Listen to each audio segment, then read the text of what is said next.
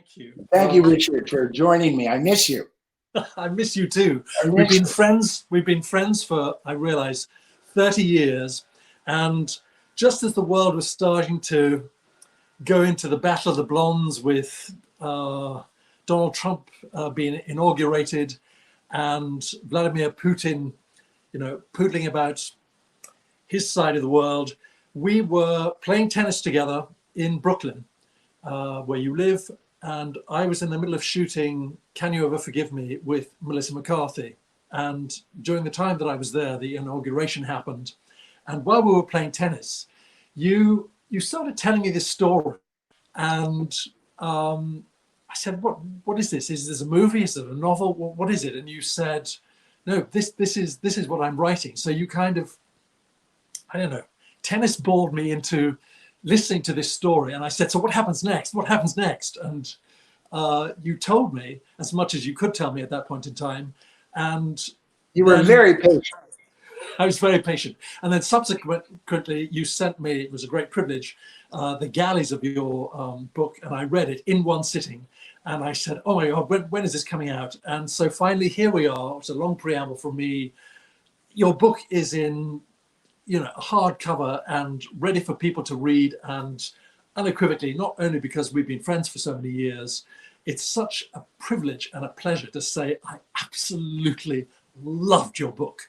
So I hope other people do too. Well, thank you so much. Thank you. Are you going to read something from Yes, I'll start by that. at the beginning? Yeah, at the beginning. Okay. To begin at the beginning. Just to clue people in, the book is a thriller. It deals with a very serious subject, and it's about the omnipresence of male violence towards women and the pernicious shadow it casts over all our lives, and particularly over generations. And we'll get into it later, why I wrote it and how it had a long germination period. But much of the book is set in the Adirondacks, but part of it in Paris and in New York City. And so I'm going to start. The first section I'm going to read is page 1. At the end of the summer of 2018, high atop a nearly inaccessible gorge deep in the Adirondack forest of New York State's North Country, 3 women had an unusual monument set in place. Elegantly tapered, nearly 10 feet tall, a hand-chiseled obelisk of native bluestone, inscribed with brass capitals, caught the light of the sun. Weighing in excess of 2,000 pounds, it had the solemn presence of a memorial to war dead. A marker worthy of a state house or a courthouse made no sense in the middle of nowhere, and yet it did. To the others, Evie Quimby referred to it as a calling lure, an old-fashioned expression commonly used by trappers. A calling lure draws a beast out of its lair and tempts it into a snare. Usually, such lures are scents: barkstone, civet, skunk, blood, and the like. Their messages carried on the wind, beckonings so potent and pungent and closely related in the animal's mind to sex and or prey that they trigger urges the creature cannot resist. That obelisk's inscription had no smell, but the words spelled out in brass were guaranteed to get inside of the head of one man. Its message was simple: we know what you are. But the truth was, when those 3 women first put up that stone, none of them knew the true nature of what they were after or up against. Now, there are 2 timelines in the book. One is the summer of 2001, and the other is in 2018. And at the core of the story is Evie Quimby. And it is her daughter's predicament in life, her daughter's bad luck, really, that forces her to go back to where the worst thing in the world you can imagine happened to her. And so I was very interested in that mother-daughter relationship. And here's the daughter. Her name's Chloe, and she's 14 years old. When I was little, I believed my mother could fix anything. My faith in her ability to make all things right had to do with her profession. Evie Quimby was a restaurateur artistique, a woman whose hands were trusted enough to repair statues for the Louvre. She could reassemble the pieces of a dropped figurine I knew I shouldn't have touched with an artistry that bordered on witchcraft. Make the cracks and precious things that had been mistreated disappear so completely it was easy to pretend no permanent harm had ever been done. Of course, being the one that hid the cracks, my mother knew better. Her studio was in Paris, on Rue de Guerrière, in a converted garage on the edge of Montparnasse. We lived above in a gabled attic. When the bell rang downstairs, a pale yellow pit bull, Clovis, and I would run to the window and look down and watch museum curators and antiquity dealers nervously unload the broken remains of goddesses, demons, saints, and forgotten statesmen, all swaddled in bubble wrap.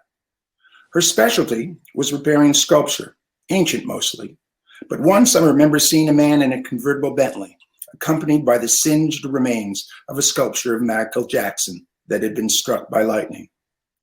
Sometimes when the bell rang in the middle of the night, Clovis growled and we'd spy from the shadows. In the morning, I'd discover a wooden box the length of a coffin with something beautiful but broken inside. Depending on your point of view, it had either been looted or rescued from a war zone. Whether the damaged statue was made of marble, bronze, limestone, diorite, granite, ivory, or unfired clay, my mother always began by laying out the different broken parts of the figure on a steel table, as if it were a person who had just suffered great bodily harm. A pair of lips frozen in the promise of a smile, cleaved from a face, legs torn from a torso, a nymph's breast smashed to shards. I would sit in the corner with Clovis and watch her pick up the pieces one by one, memorizing the edges with her fingertips as she puzzled out how to make them whole. Perhaps because she kept so many other parts of her life secret, she was transparent about her work and installed a glass window in the door so I could always see what she was doing. The epoxies and polymers she used were toxic. When it came time to assemble the broken pieces, she shooed the dog and me out of her studio. Turning on the exhaust fan, she'd pump up the volume on Dorothy Dandridge or Amy Winehouse. Then pull on black rubber gloves that came up above her elbows and don a rubber mask with canisters sticking out from her cheeks. She looked like an alien. Through that small window into her solitary pursuit, I would watch her slowly add 1 part epoxy to 2 parts hardener. If she got the mix wrong, smoke rose as if from a cauldron. If the damage to a piece was severe, she installed the same kind of titanium rods a surgeon uses to pin broken bones. It didn't occur to me until much later that the thing she was really trying to fix was herself. When asked how she became a restorer, she gave different answers, depending on her mood. Once I heard her say, "When I was young, I worked for a very rich woman who liked to break beautiful things," which sounded like the opening line of a scary fairy tale. And Evie Quimby is an unlikely person to become a restorer. And it's by really chance, the good things and the terrible things that happen to her, that she leaves leaves the Adirondack forest where she was raised. And what fascinated me about the Adirondacks is that not many people know this, but 8.5 hours north of New York, there is a 6 million acre forest. And there is much of the book is set in the fictional Townsend County, but there is a county in the heart of this forest where it is so rural, so primitive, beyond rural, that there's not a single traffic light, or there wasn't until recently. And back in 2001, there was no phone reception, no cell phone reception. It's very isolated, and more importantly, it's incredibly poor. It's the poorest county in all New York State. And the average income was $11,000 a year. And at the same time, within this county, one family owns 100,000 acres. And the Adirondacks, they're vast holdings by really the wealthiest families in America. The Whitneys, the Rockefellers, the Guggenheims, they all have their private kingdoms. And this intrigued me, the juxtaposition. Really struggle to get through the winter on food stamps and roadkill and poaching and live in trailers with kerosene heaters, live right next door to this incredible wealth and opulence and privilege and power. And this coupled with the fact that this is a place where people have guns, where people can get away with things, where things are forgotten and sometimes not forgotten.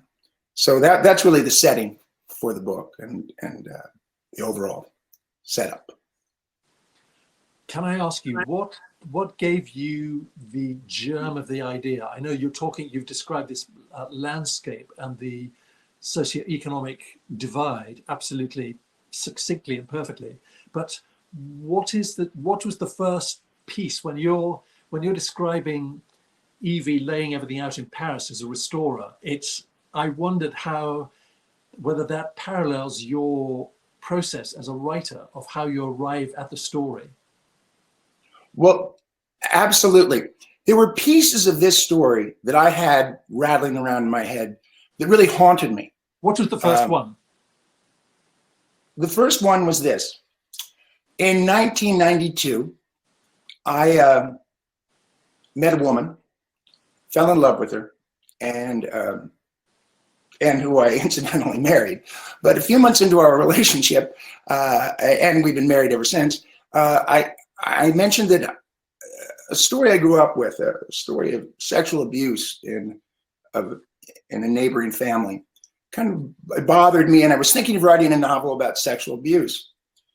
And my future wife looked at me and said, "What do you know about that?" And then she proceeded to tell me that she was a victim of sexual violence. And she told it to me with heartbreaking candor and bravery. And what struck me then was that that she refused to turn herself, as she relayed the story, and into either a commodity or a victim. And I realized two things right then and there. One, that she was an amazing person. And second, that I needed to learn a lot more about this subject before I tried to write about it. So my wife's a psychologist, and so this kept coming up. We talk about this, and you know, as Me Too and the incidents preceding Me Too, when we had a president that boasted about grabbing women by the crotch, and amazingly and horrifically, he ended up getting elected. You know, it stayed in my mind. And when our daughter was about 12 years old, we told her what had happened to my wife when she was young.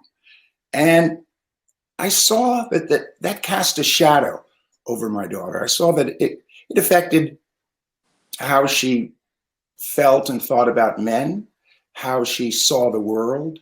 It colored her life. And I realized I have to write something about this.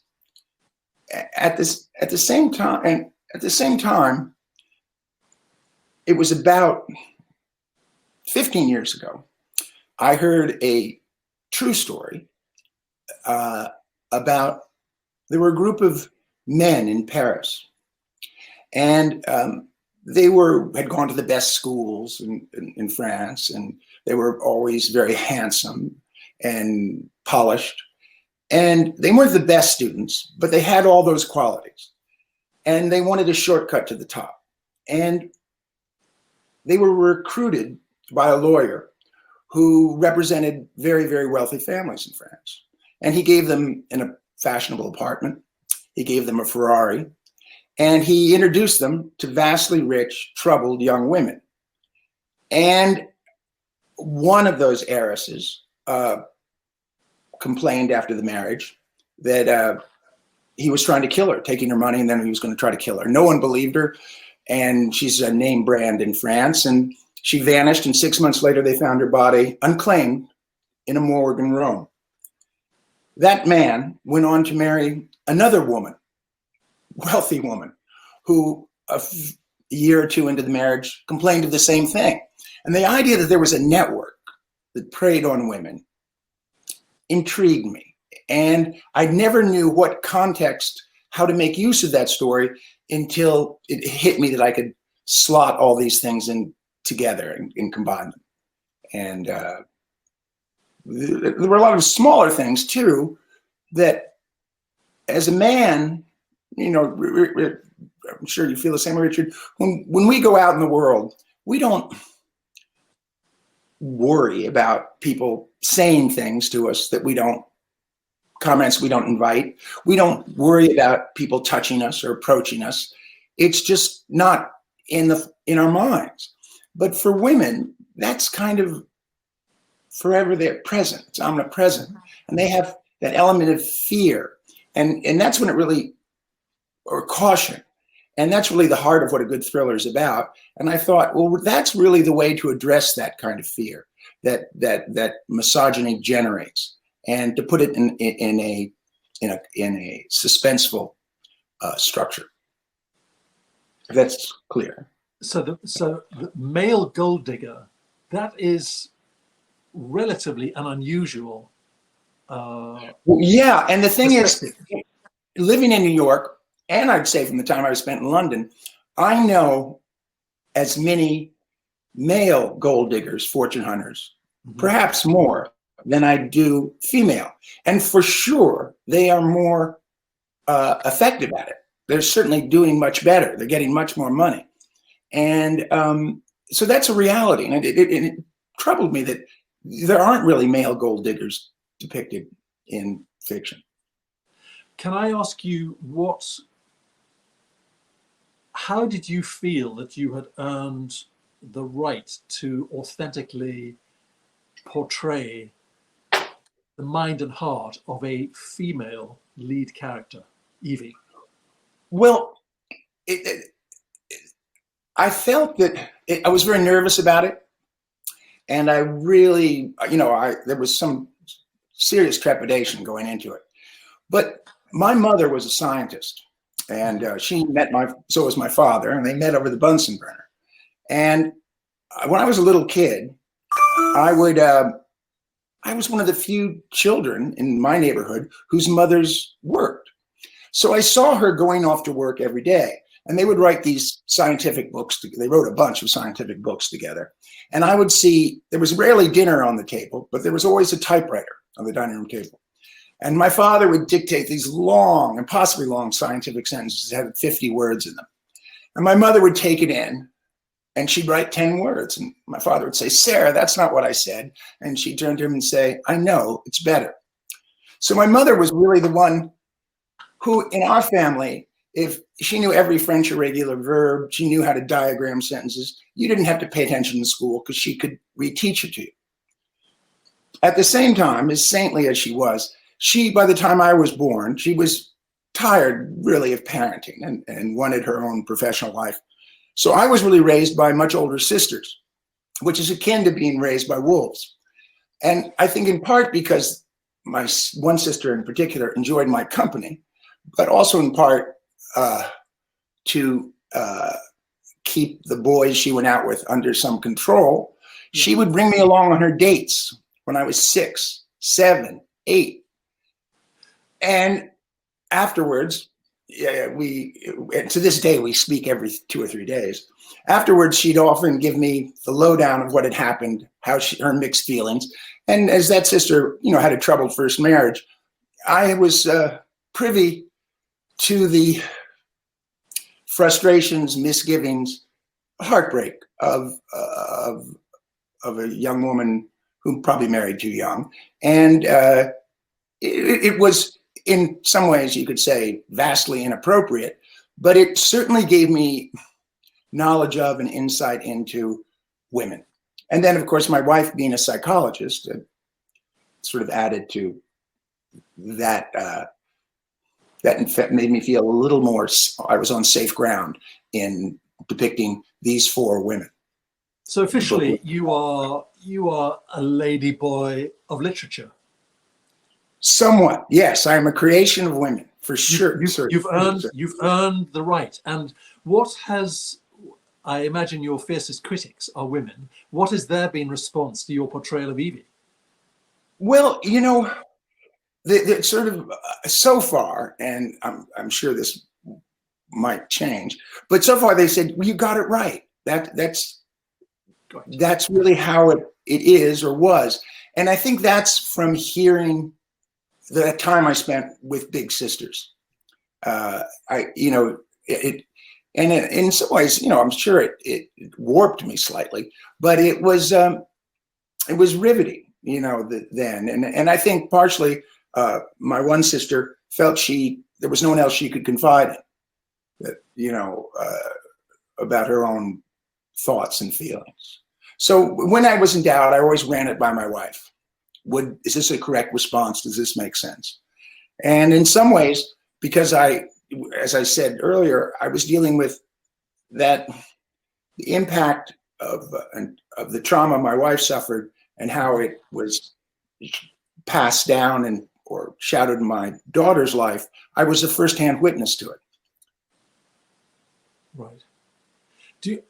The other thing that I'm so struck by is that, and I hope this doesn't sound like a mad segue, is that like Nick, the narrator observer in The Great Gatsby, you, Dirk, in your writing, have always been nose to the glass of this hermetically sealed world of the richest of the rich, uber, uber, uber rich of the world. The people who, more than anybody, like the group of gold diggers in Paris that you described, they are entitlement syndrome people.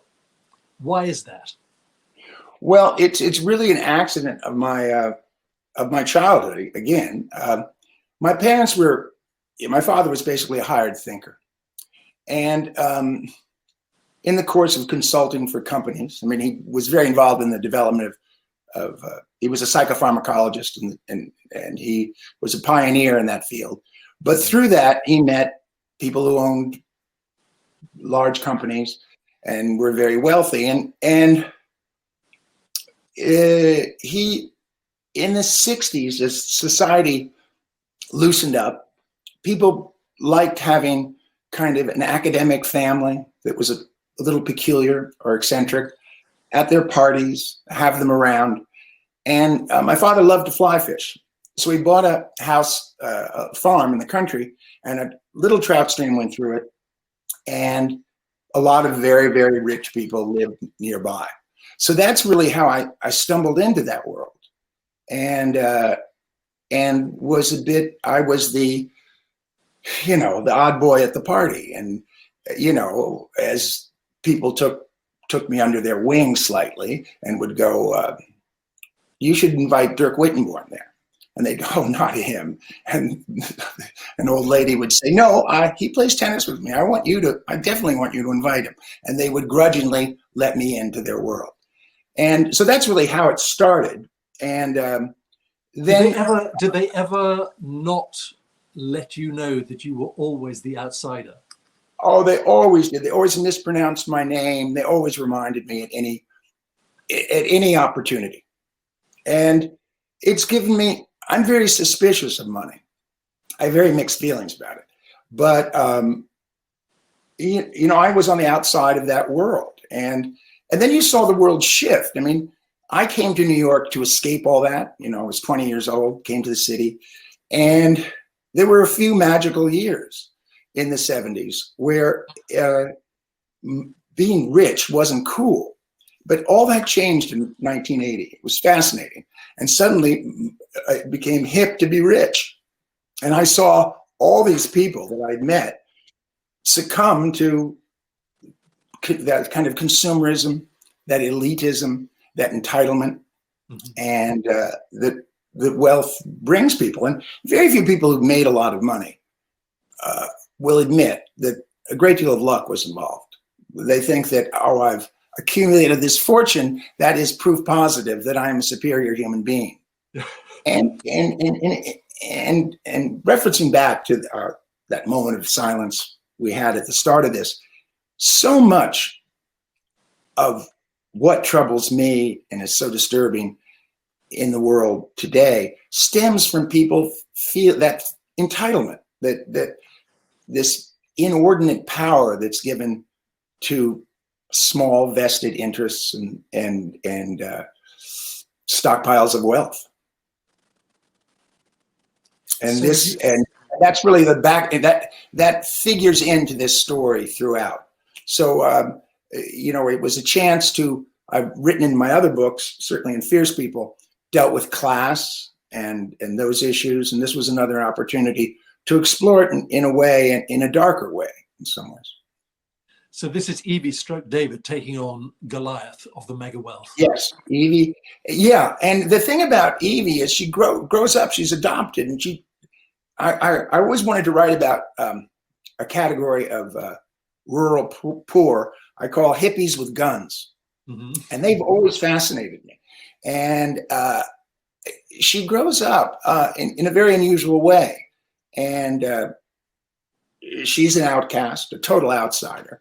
But she learns things from her parents, this hippie couple, really, that adopted her, and they live in the forest, that enable her and empower her in ways most women aren't enabled or empowered. I mean, she knows how to survive. She knows about guns. She knows she has this other skill. And like many people who, I'm always fascinated by people who have a very limited or you could say simple background, subsistence childhood, who go on to very refined areas, who become artists or celloists or all those sort of things. So even though she leaves that behind and has this gift, it is what she learned in the forest that saves her. So when and if the movie or the TV series is made of your book, who is your ideal casting for Evie? Well, that's an interesting question. And a few people, it's out to a few people right now, so I'm hesitant to name names. But the four women. One's in the part of the book that deals with 2001 is 50, and then later when it cuts to 2018 is in her 70s. There's Evie, who starts out at 17 and then is 33.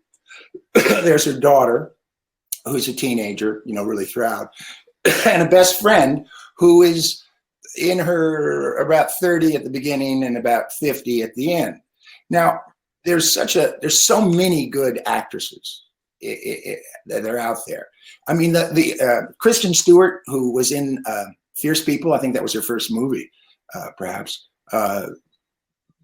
would make a great Evie in reality, I think, because I could believe she could have both things, the hard scrabble childhood and adapt in a more sophisticated to grow into a more sophisticated life.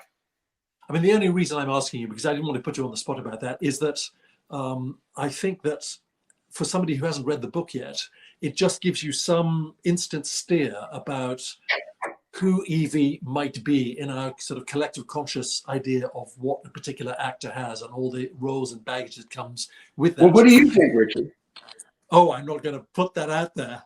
It's not for me to say. I'm just intrigued that's your take on it.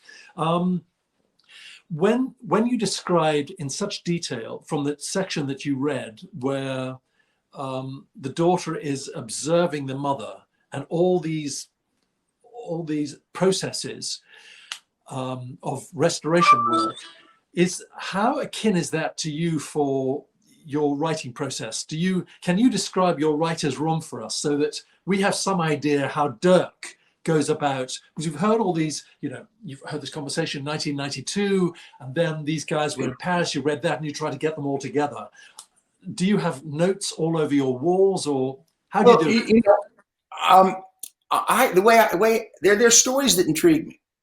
And in a way, this book contains stories that I've retold people, and each time I've retold these segments of the book, and there's one involving a wedding dress, which I don't want to spoil the story, but it really happened. That happened. And people go, no, and they lean forward. Or when I told people about this group of guys who preyed on rich women, people would lean forward and go, you're kidding.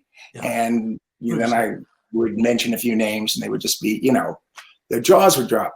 So I keep these things and really test them by sharing them with friends and telling them in the course of conversation. As I've done with you, poor Richard, I kind of bore my friends with the things. Never boring, never. I go into.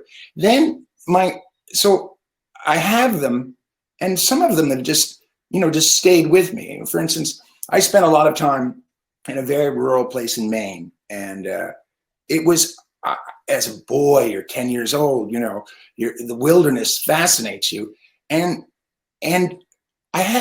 I wanted to write about it at some point. I knew that. I met an art restorer, and we became friends. And I'd watch him work, and I was just riveted by how he put things together. These things that are just, smashed, and how he did it. And he was a very eminent restorer, did things for the Met, and so I'd go watch him, knowing someday I wanted to write about that. So there's that research process, and then you have this thing in you, and one day you kind of berate yourself. Why haven't I started it? Why haven't I started it? And one day you just go, oh hell, I'm going to start it. Now with this book, it was the biggest obstacle was, can I write and do justice to these four women? And they represent 4 real people who I've met. Evie is very much like my wife, and I wanted to do justice to that.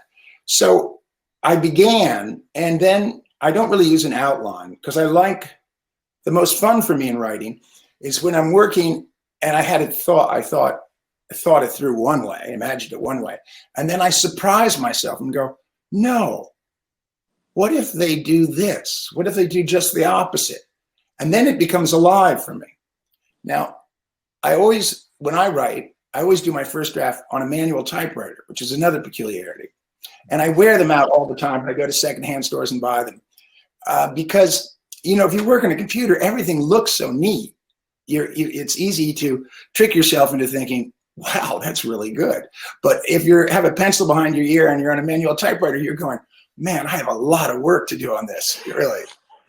So that's my process. And then I transcribe.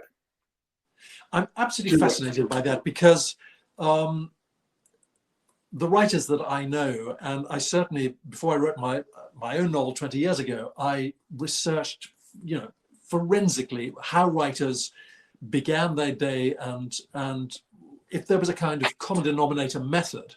But I have almost without exception never heard somebody who, as you've just described for us, you kind of audition your set pieces or your characters or sections of story to see how they're going to play with people. Yeah. And that's a very social activity, whereas the sort of battle cry of most writers is that they're in a room on their own with this blank screen or page in front of them, whereas you're out there, Dirk, giving it all to everybody. I heard the oddest thing, and I am a bit devious about it, that I'll, in the course of a day, I'll try something out a few times, speaking to my friends. But it just is, the questions people ask are so enlightening, and the parts, when I was telling you the story, you were interested in parts of the story that surprised me and revealed, like, oh, I better think about that. I hadn't, you know, Yeah, what appeals to different people, or it also shows you the holes in the story.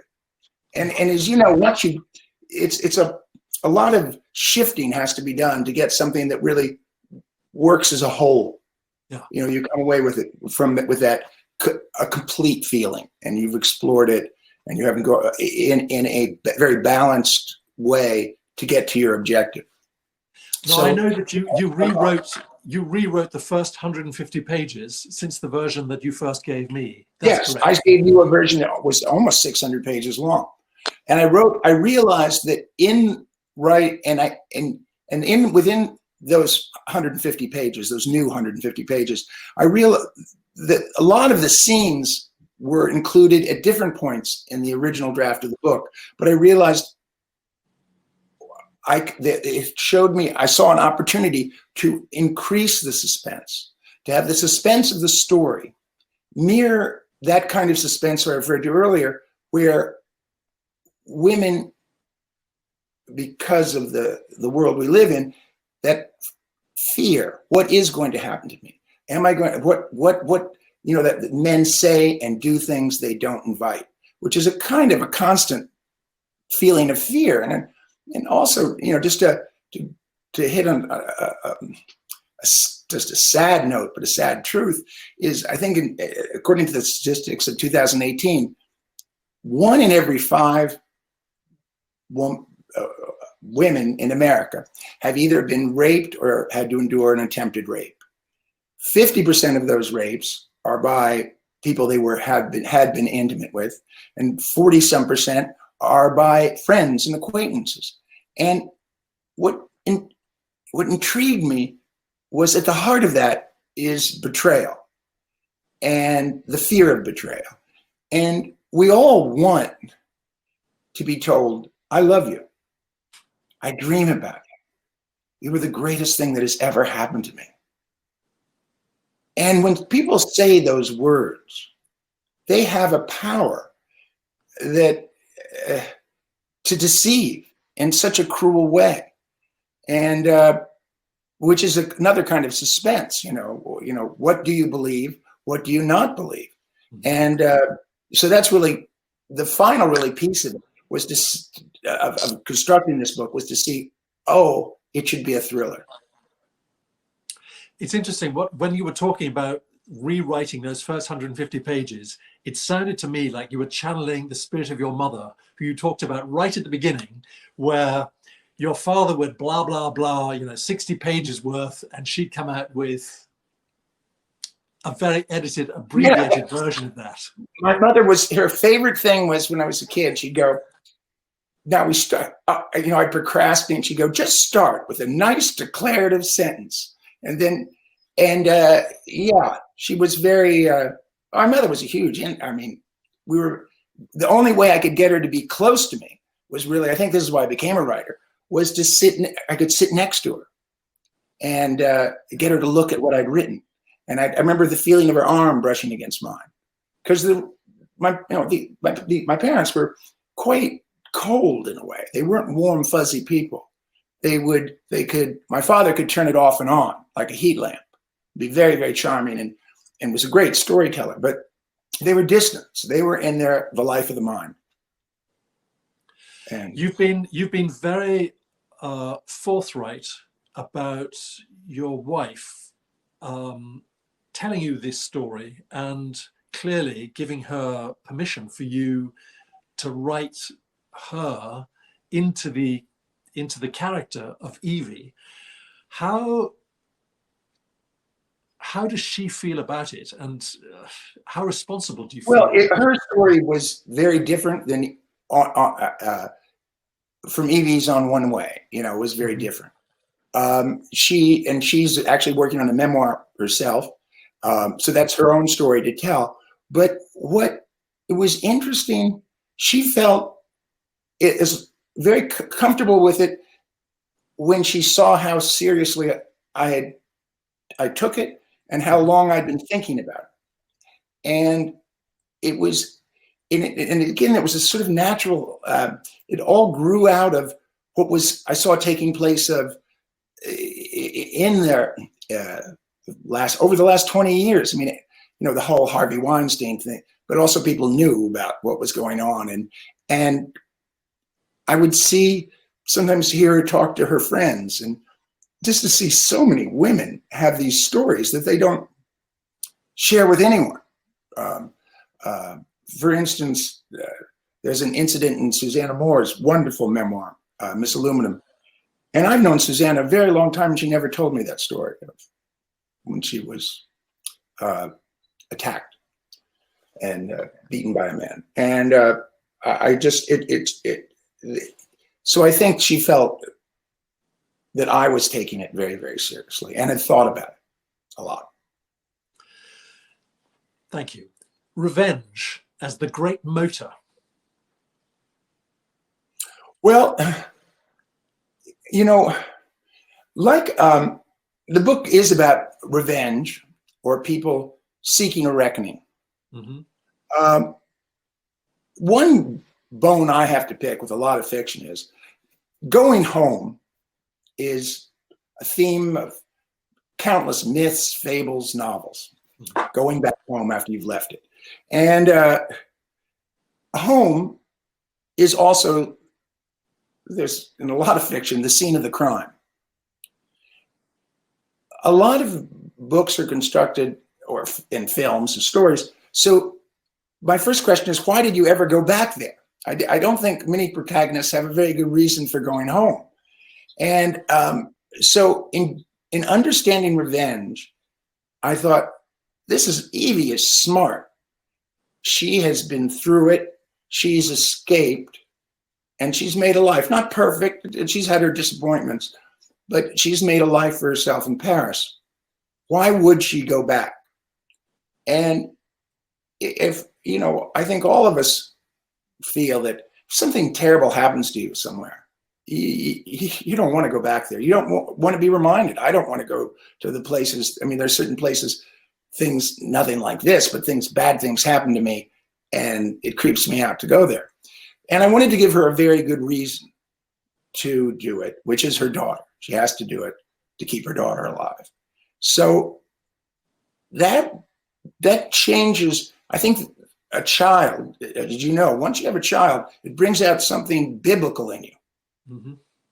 And revenge is kind of a biblical emotion, if that makes any sense. And I think that sometimes revenge, it is a primitive impulse, but revenge can change things, can change the equation. And you risk everything sometimes in getting revenge or getting justice or reckoning. But, there's a line in the book, you can't make things better. You can't change the past, but you can maybe make them a little less worse. And I think that's how Evie views it. Yeah, I was very struck by, I'm sure that you've watched it, and many people watching this have watched it as well, the documentary series about the man who killed himself in prison, who had abused so many women. Right. Jeffrey, I'm not sure how I pronounce his surname. I don't know either, but I know who you mean. Yeah, you know who I mean. And that because people were, Jeffrey Epstein, thank you, Epstein, people were hoping for... Actually, I thought you meant someone else, but for closure in that he would have lived his life out in prison. And at least that would have given some feeling of that he was paying for what he'd done.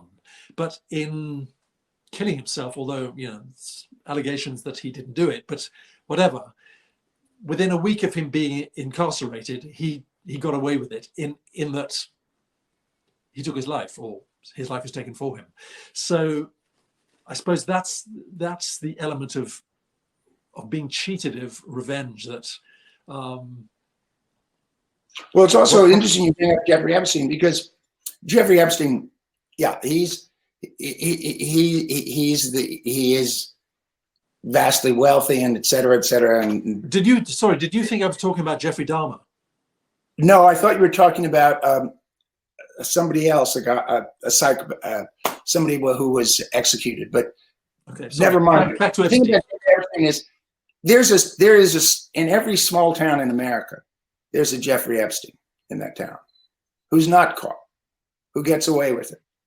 And that's just the truth of it. I mean, Jeffrey Epstein, because he was fabulously rich, the spotlight goes on him. But the spotlight is just the friendly guy in the supermarket that talks to your child, or that seems so nice and isn't. And it's I think we all have we all have heard, all men really, most men I know, have heard men talk about women in a really ugly way, in a really hateful way. And making the assumption that you, because you are a male, condone it because there are no women around. And that's where I'm going. So that they'll say things like, a guy who looks like a troll who lives under a bridge will talk about someone being overweight or unattractive or getting old. Yeah. And I mean, I look at them and go, I should say, what are you, an Adonis? But in general, I just go, you're an asshole to myself and walk away. What a creep. I walk away.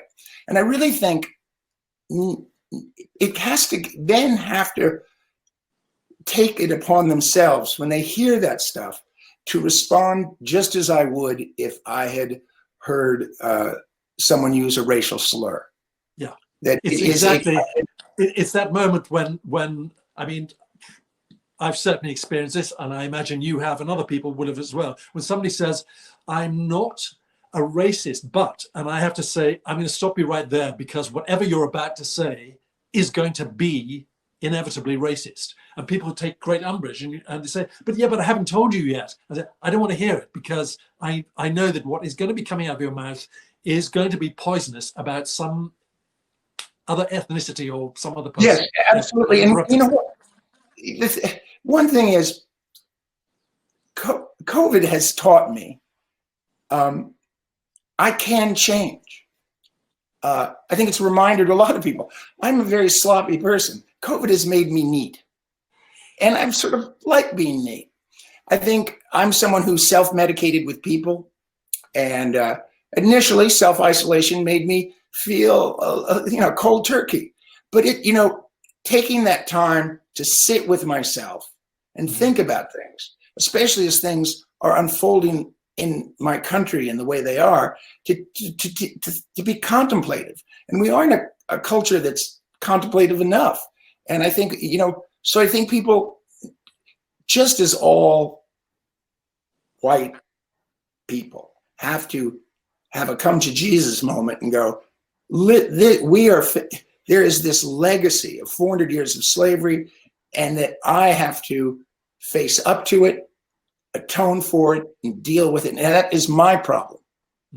That same thing. I think men in general have to go, I'm part of this problem somehow, but by my silence. I mean, by being silent, by not speaking out, by looking away because it's ugly and inconvenient and causes a scene, you're empowering it. You're allowing it to go on. And I that's the emotion behind my writing this book. I just wanted to pop up and read a couple of the questions that have come up. There's one that kind of ties in well with what you just said. It's from Carol DeSanti. She says, are the kind of men you write about still at large? With your rare access to the worlds of hyper wealth and misogyny, do you think the Me Too and similar movements have had any effect whatsoever on their behavior? I think that they've had effect on behavior, but not their thinking.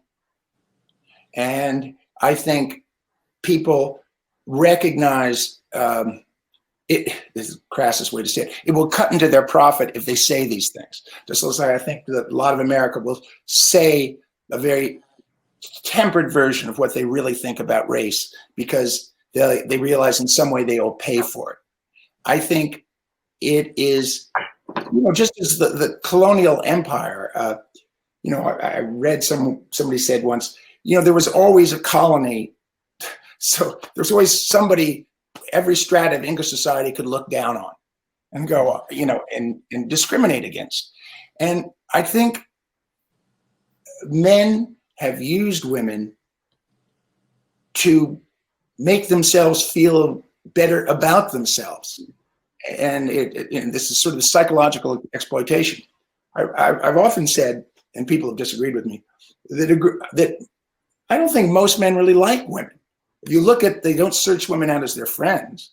I'm more comfortable with women as friends. Most of my friends are women as opposed to men, the vast majority. But so I think it is, we're getting lip service now. And I think men are forced to think about it. But, at the same time, especially with COVID, the number of domestic abuse cases has just skyrocketed. Women can't get out. They're trapped. They have to take care of their children. And whatever men feel is lacking in themselves or know intrinsically what's wrong, what they are lacking. And they can then try to fill those hollows in their soul by mistreating, abusing, and women, blaming them.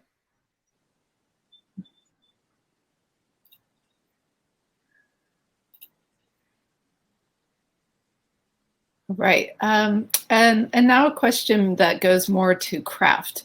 What are things that you think about when you revise your work? Questions you ask yourself, feedback you have received, etc. And do you have any suggestions? And this is from Ellen, who is currently taking a creative writing class. Well, this is the things. If a word isn't essential, cut it out. I think a lot of times, especially when one writes a first draft, you're repeating yourself. If you're writing dialogue, I have such a peculiar way of working. But so I do my first draft on the typewriter. Then usually I sometimes I'll even write it out by hand afterwards, because it's so exhausting to write it out by hand. You really choose your words very carefully. And then oftentimes my last step is always I dictate it. And I dictate it to, I get a graduate student and I dictate the whole thing, especially scripts, but I'll dictate it to somebody and I'll watch the expression on their face.